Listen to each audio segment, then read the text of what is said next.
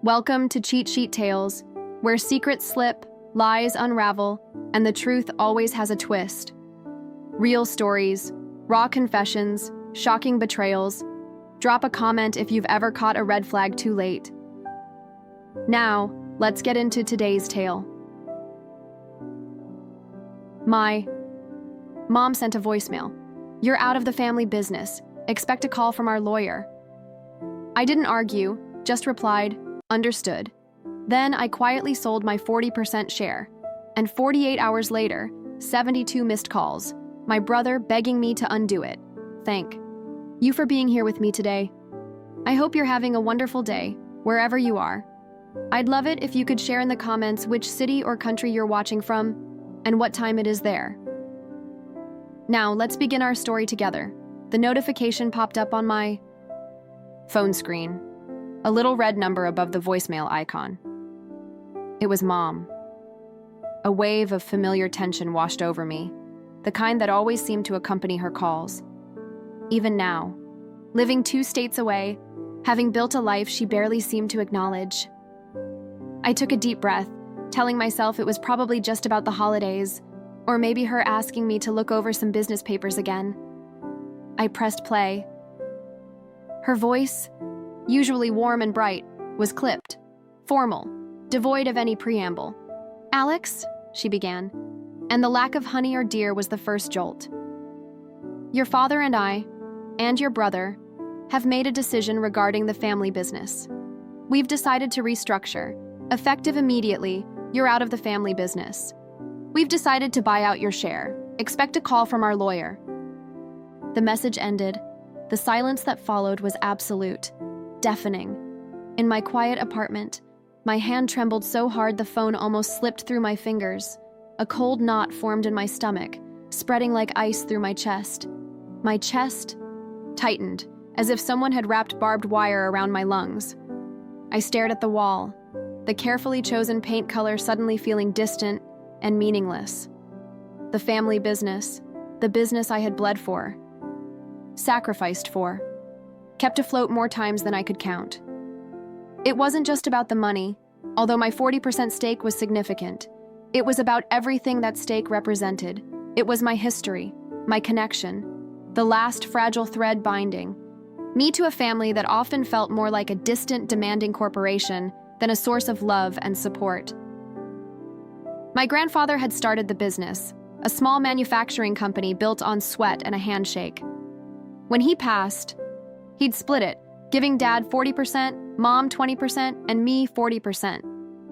My older brother Nathan was still young then, just starting college, and Grandpa said my share was meant to be my foundation, my stake in the family's future, provided I was willing to work for it.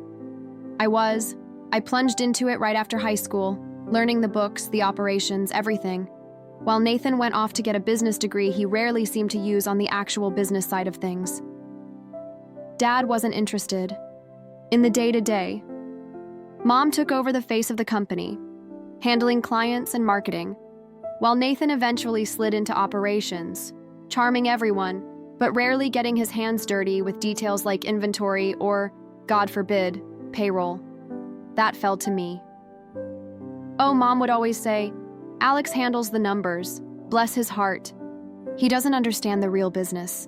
With a fond, dismissive wave of her hand, Nathan would chuckle and add, "Yeah, Alex is our resident bean counter. Keeps the lights on." And I did. I kept the lights on. When the market dipped and Mom and Nathan had overspent on some flashy, unnecessary upgrade, it was my 40% stake that became the company's emergency fund. I delayed buying my first car, funneling the money into urgent supplier payments. I put off paying down my college loans, sending what I saved for a down payment on a house to cover payroll during slow months. I cashed out investments I'd made with money from odd jobs as a kid, just to make sure the company didn't default on a loan. My 40% share felt less like an asset, and more like a permanent open vein for the business to draw from whenever it needed a transfusion. It felt like a chain wrapped around my future, pulling me back whenever I tried to move. Forward, I tolerated it because deep down, I craved their approval. I wanted them to see me, not just as the guy who fixed the budget crisis, but as a vital, respected part of the family and the business. I poured money and hope into it, believing that one day they would see me not just as a piggy bank, but as a son, a brother, a partner. This was my blind spot, believing that blood ties meant unconditional loyalty and fairness. That my efforts had to count for something in their eyes, eventually. Every dollar I sent was a silent plea. Do you see me? Do you value me? Looking back, the signs were always there, being left out of key strategy meetings, that Nathan, despite his lack of financial understanding, attended, decisions made that directly impacted the company's finances, only for me to find out when the accounts didn't balance. Mom's casual dismissal of my suggestions, always with that condescending kindness. Nathan always talking over me when business was discussed during family gatherings, physically excluding me from huddles with dad or mom. It wasn't just about the money. It was about being systematically cropped out of the picture, like a forgotten face in an old photo album. The trust was eroding, slowly, painfully, but I clung to the hope of belonging. Now the voicemail. You're out. The hope shattered. The ache for acceptance twisted into a cold, hard lump in my throat. It wasn't just painful. It felt like the ultimate betrayal of every sacrifice I had made. I didn't reply to the voicemail immediately. Couldn't. I just sat there. The sounds of my quiet apartment, the hum of the refrigerator, the ticking of the clock, amplifying the silence left by her words. It wasn't until the next day that I started to process it, the initial shock giving way to a confused hurt. Why now? What had I done? Then, 3 weeks later, the answer. Delivered via the most impersonal method imaginable. I was scrolling through Facebook, seeing the usual mix of vacation photos and baby pictures, when I saw a post on a local business group's page. It was a photo. Mom and Nathan, beaming, shaking hands with a man I didn't recognize. The caption announced a major new partnership for our family business, one that would propel us into a new era of growth. It felt like watching my own funeral announcement scroll by between vacation photos and baby pictures. They had signed a major deal, bringing in a new partner, one that would undoubtedly impact the structure, finances, and future of the business in which I owned a significant stake. And I found out about it on social media. This stream. Betrayal wasn't just the voicemail. It was the utter disregard.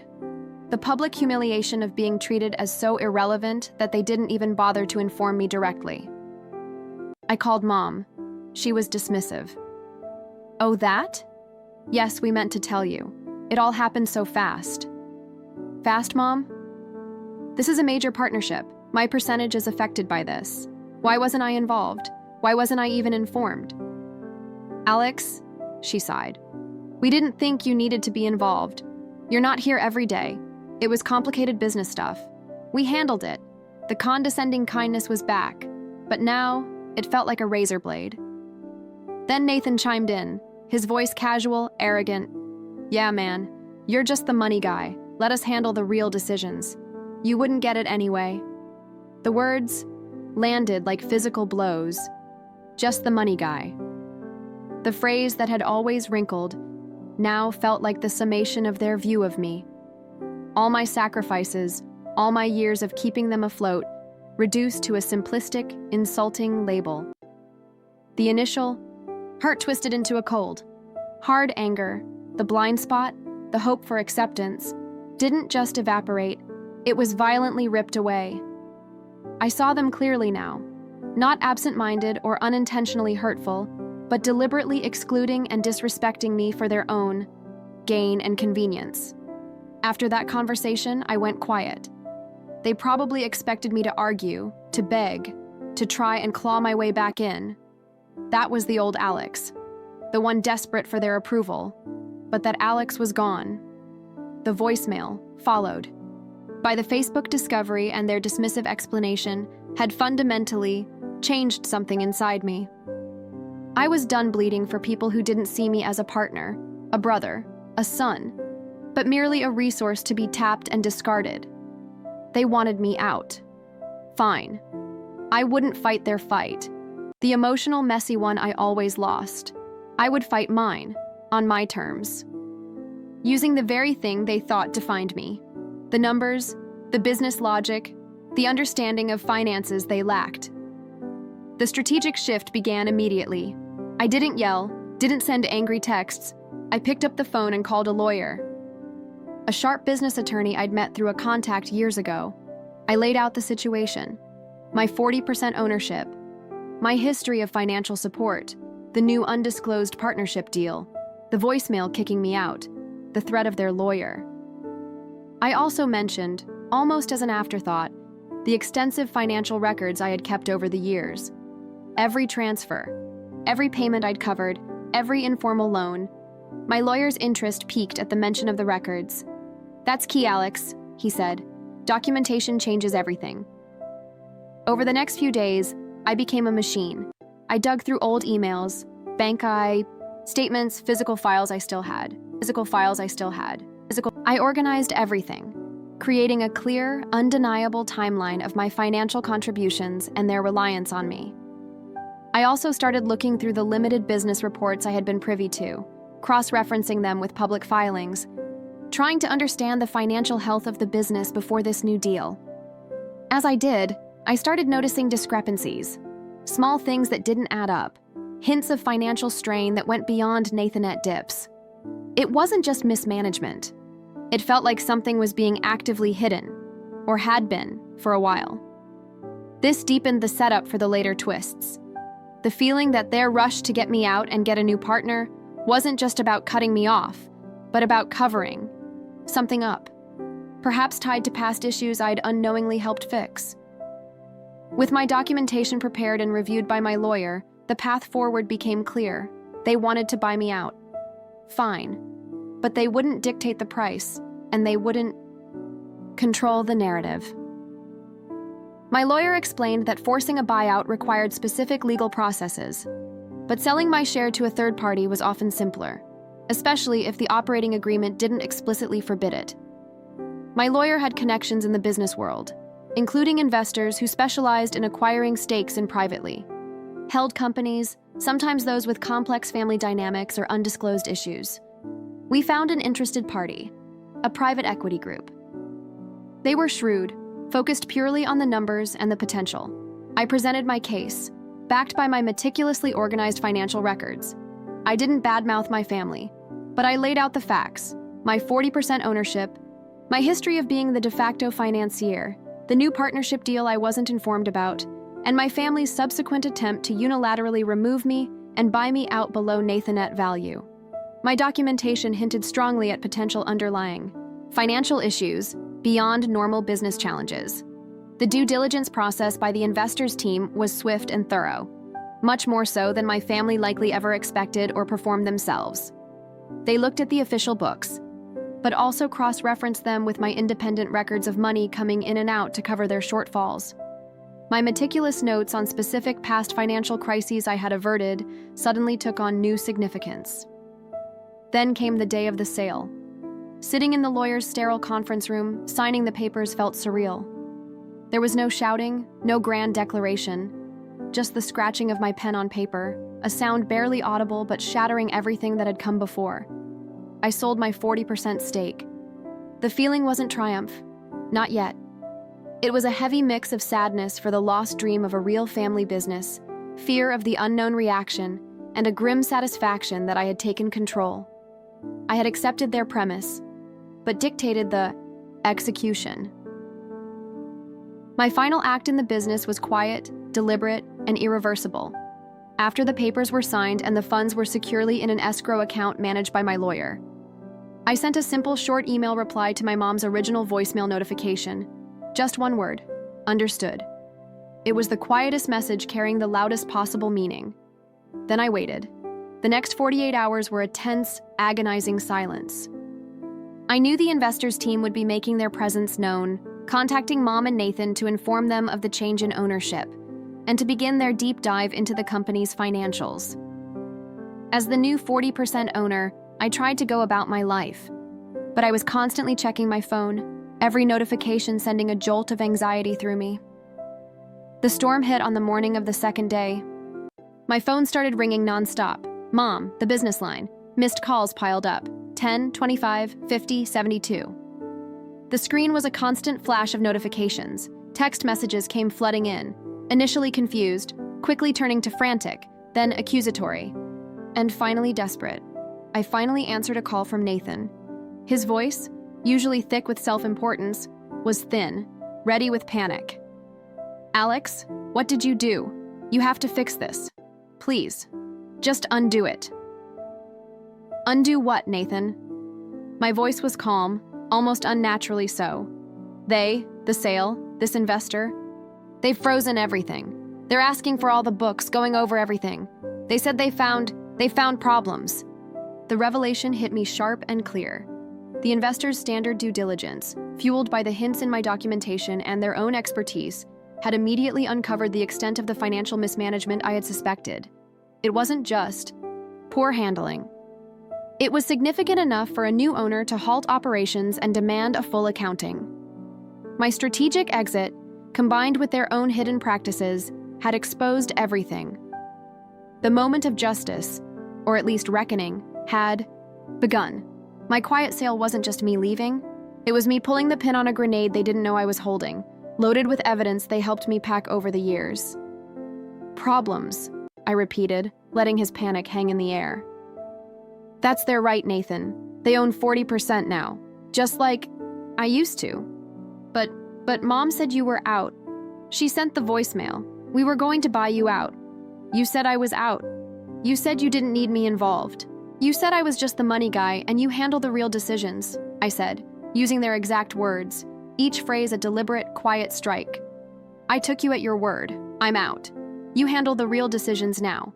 Looks like the new partner is handling them too. His pleading turned to sputtering anger, but I didn't listen. I hung up the phone. The calls didn't stop immediately, but my responses became shorter, colder, handled mostly through my lawyer. Mom and Nathan were in full damage control mode. Initially trying to blame the investor, then trying to blame me, then descending into guilt trips. Their desperation was palpable, a stark contrast to their earlier arrogance. They faced severe consequences. The investor was now essentially in control, with their stake and evidence of mismanagement. Legal battles were looming, and the business was in jeopardy, potentially facing bankruptcy or forced sale under new terms. As the legal and financial fallout unfolded, the deeper truth behind the mismanagement started to surface. It wasn't just recent mistakes. My meticulously kept records, combined with the investor's professional audit, revealed a pattern of questionable financial decisions and hidden debts going back years, predating the new partner deal, but exacerbated by it. It turned out a significant past financial hole, which I had unknowingly helped patch over with my own money years ago, was deeper than I knew. And Mom and Nathan had been struggling to keep it hidden, desperately seeking a new partner to inject cash without revealing the full picture. The new partner was likely promised a cleaner financial slate than existed, and the investor's discovery blew that up. It wasn't just a failure to manage, it was a long-term deception, partially obscured by my consistent financial bailouts. Perhaps this was even tied to the broken promise about my 40% shares future value. Maybe they always knew the business had these underlying issues, and my stake wasn't worth what Grandpa intended or what they led me to believe. The source of the clear evidence? My documentation, the auditor's expertise, and perhaps even a quiet tip-off from a longtime employee who was loyal to me or fed up with Mom and Nathan's practices. An unexpected ally who saw the writing on the wall and knew my records were the key. The social ripple effect was painful, but also clarifying. Some relatives believed Mom and Nathan's narrative of me being a cruel, greedy son who abandoned them. Others, particularly those who had seen my years of quiet support or heard whispers of the business's troubles, offered hesitant support or simply stayed silent, distancing themselves from the drama. My true support network became clear. My lawyer, who was professional but also showed genuine concern, and friends outside the family who validated my feelings and actions. They reminded me that family isn't just blood. It's about respect, trust, and mutual care. They were my new definition of family. My healing journey was long and wasn't a straight line. The adrenaline faded, leaving behind a profound sadness. I grieved not just the loss of the business stake, but the loss of the idea of the family I had longed for. There were moments of anger, moments of doubt, but those were always countered by the memory of the voicemail, the Facebook photo, and Nathan's words, and the cold evidence of their deceit. I learned that sometimes the bravest thing you can do is not fight for a place where you don't belong, but to protect yourself and walk away. I set firm boundaries. I didn't accept calls unless scheduled. Communication went through my lawyer, and I refused to discuss the business or the past. It was difficult, especially with Mom, but necessary for my own sanity and recovery. I had to accept that the relationship I wanted with them was impossible. Lessons are etched into me now, the vital importance of boundaries, even with family. The difference between obligation and healthy love, the power of self-respect and walking away from toxic situations, the strength found in truth and owning your story. I also learned that being the money guy wasn't a weakness or just a label. It was a skill that ultimately gave me the power to protect myself and expose the truth. I lost a business, and maybe a certain idea of family. The scars remain, reminders of the cost. My relationship with Mom and Nathan is fractured, possibly beyond repair in any conventional sense. But I gained my freedom, my self-respect, and a clearer vision of who I am and who my true family is. The people who value me, not just what I can do for them. The weight I hadn't even realized I was carrying for decades suddenly lifted, leaving an ache, but also an incredible lightness. Signing those papers wasn't just ending a business connection. It was signing my own declaration of independence. It wasn't the ending I ever imagined for my family's story, but it was the beginning of mine. It was painful. It was messy. But looking back, standing here on my own ground, firm beneath my feet for the first time, I know I made the only choice I could. Sometimes the hardest boundaries you set are with the people you love the most. What would you have done?